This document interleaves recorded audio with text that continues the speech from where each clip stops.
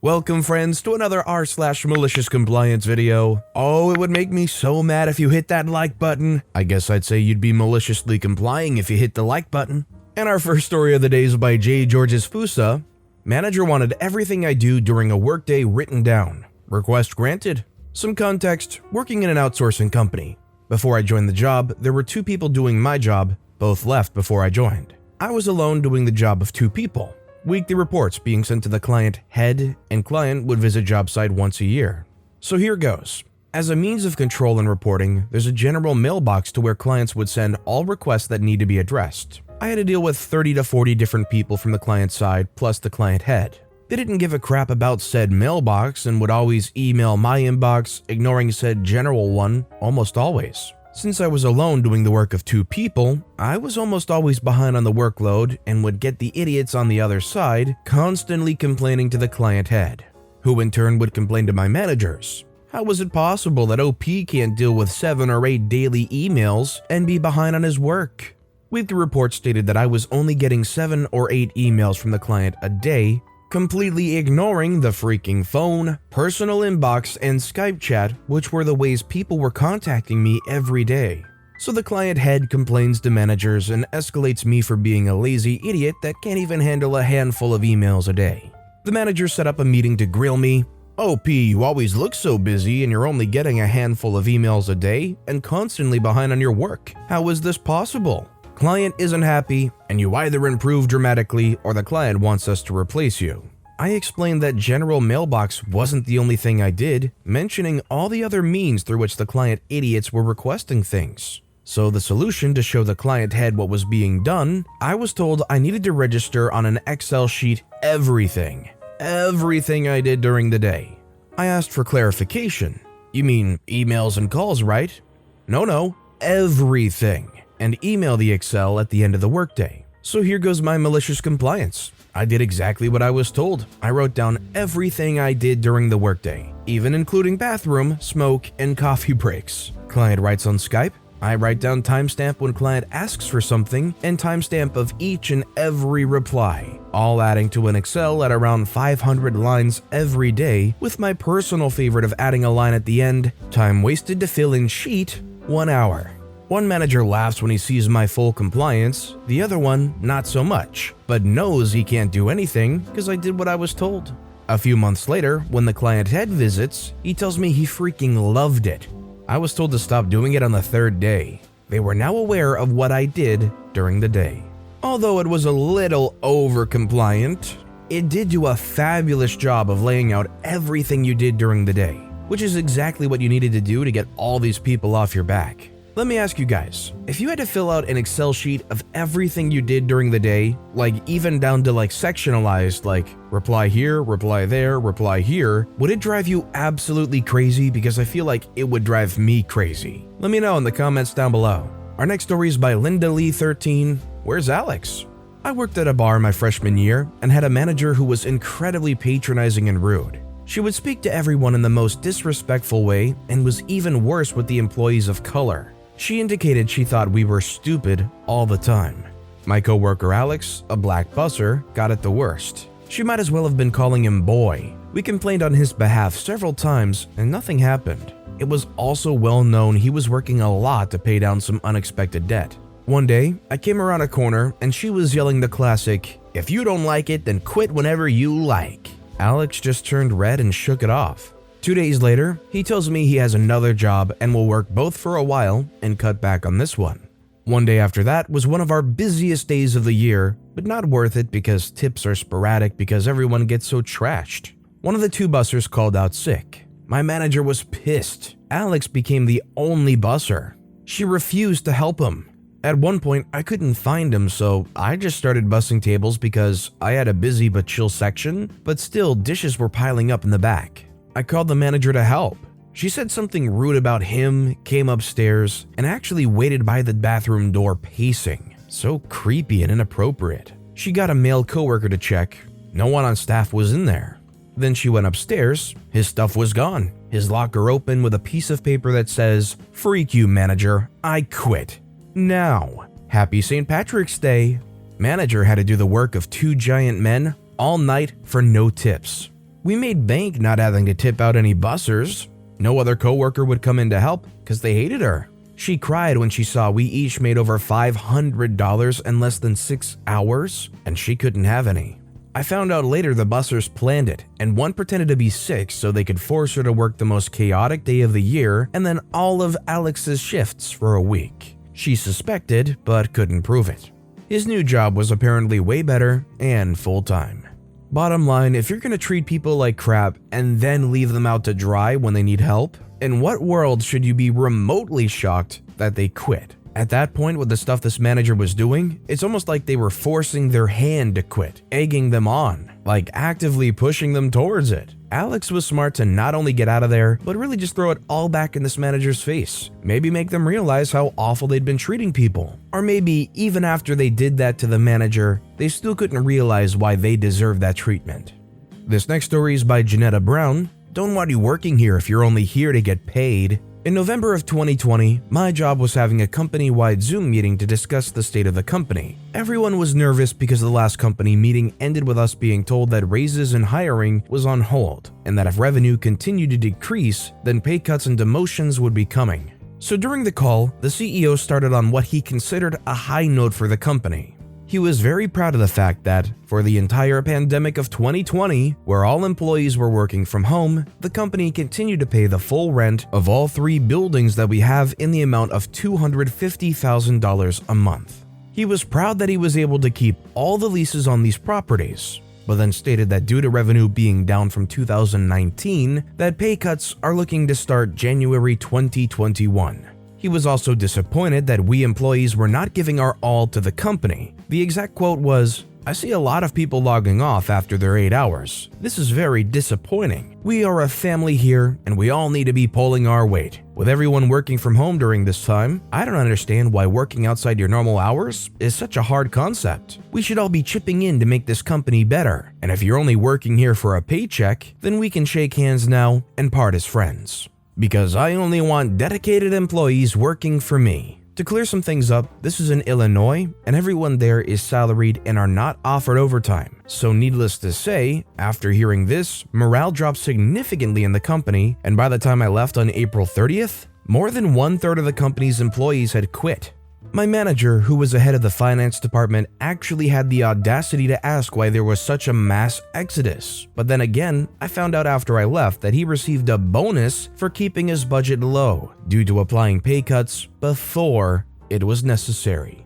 It all comes to light later on. Bottom line, they were just trying to put more money in their wallet, trying to actively lower your salary and pay while trying to get more free labor out of you and trying to pocket all that extra money in their wallet. If that mindset doesn't cause a mass exodus, then I'd be honestly surprised. Our next story is by Miss Acedia. Cancel my wedding hair appointment. Sure thing. So I work at a day spa with a full hair salon, and we just opened back up for services due to shutdowns at the beginning of this month. We have strict capacity limits mandated by the government that include not allowing anyone in who doesn't have an appointment.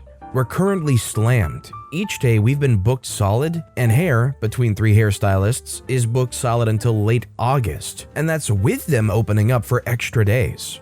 If we get a cancellation, it fills up same day, sometimes within an hour. So a woman had booked an appointment to get her hair done up for her wedding this past Saturday, and had also booked her sister in to get her hair done as well. She was lucky to get a spot as it is, but there had been a cancellation. She called this past Tuesday, and the conversation is as follows. I say, "Hi, thanks for calling X Spa. How may I help you?" The client says, "Hi, yes, I have an appointment for my sister and I to get our hair done for my wedding this Saturday." I say, "Yes, I see that here."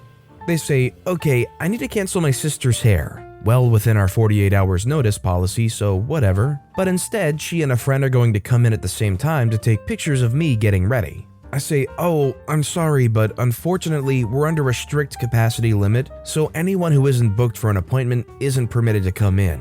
As it is, if you were keeping your sister's appointment, which was booked with the same stylist after the bride, you would have to exit the building before she can come in for her appointment." They say, "Are you serious? That's ridiculous. Cancel my appointment as well."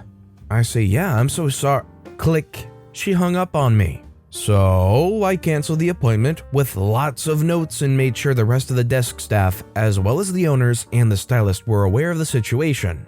I'll admit we all had a bit of a chuckle at her tantrum because we don't think she realized how hard it would be to get an appointment for a Saturday at this late notice.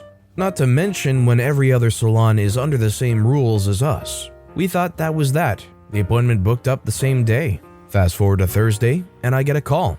The client says, "Hi, do you have any appointments this Saturday for a bridal updo?" I say, "I'm so sorry, we're booked solid for Saturday." The client sighed and said, "Okay, thank you."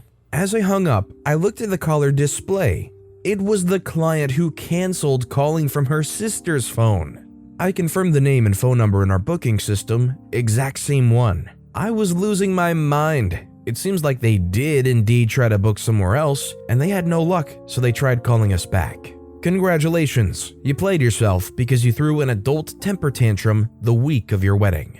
You play entitled games, you get not so entitled rewards a lot of times. As much as this person in their life maybe had their temper tantrums rewarded, a hair salon under strict government order is not going to play by those rules.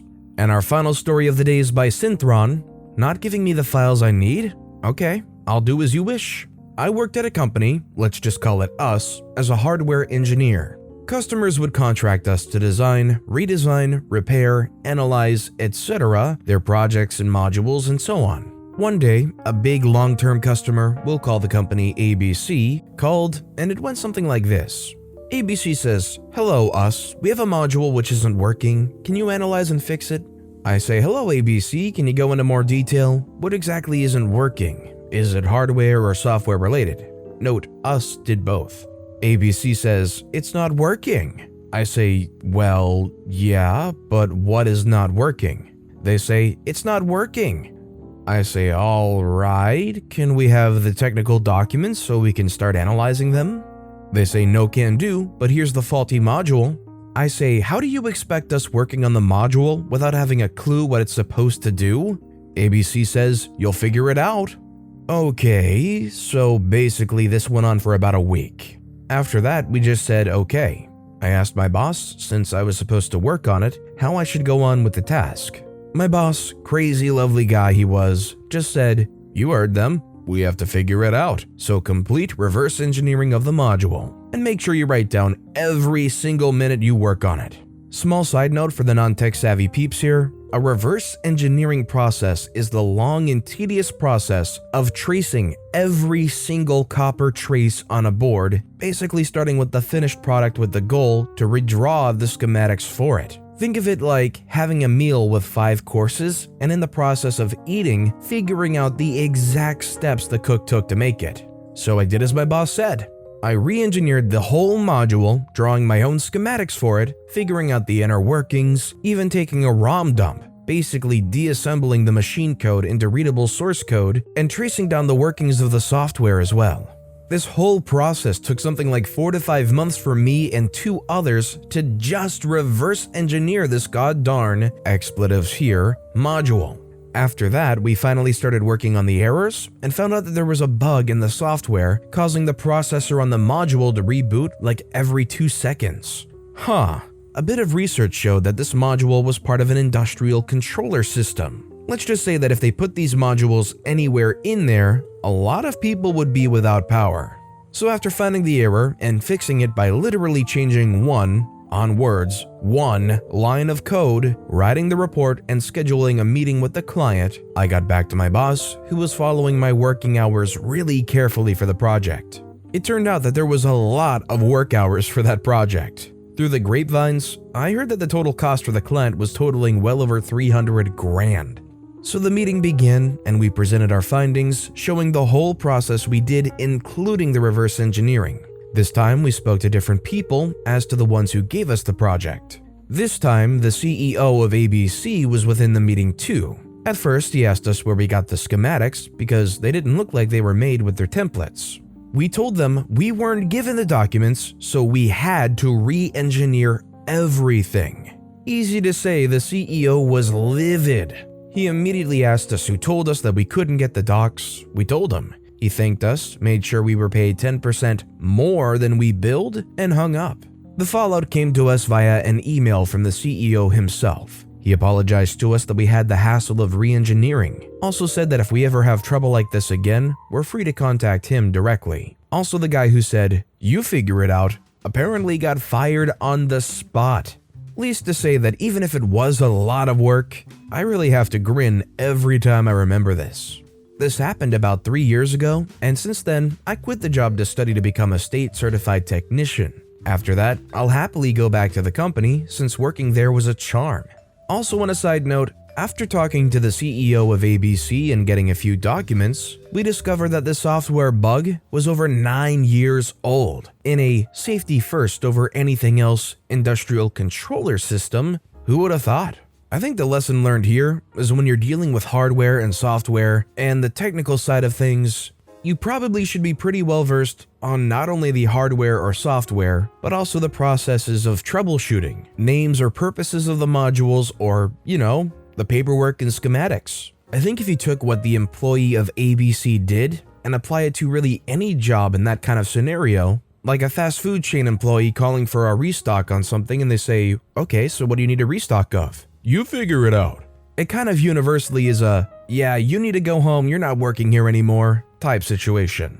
But with that being said, that's all the time we have for today. So of all these stories I've read today, which is your favorite and why? Let me know in the comments down below. And if you haven't yet, if you could like and subscribe, that would mean a lot to me. Whatever you do, whether it's liking, subscribing, turning notifications on, all of it helps grow this channel and I appreciate the heck out of it. So until next time, I'll see you all tomorrow with some more stories.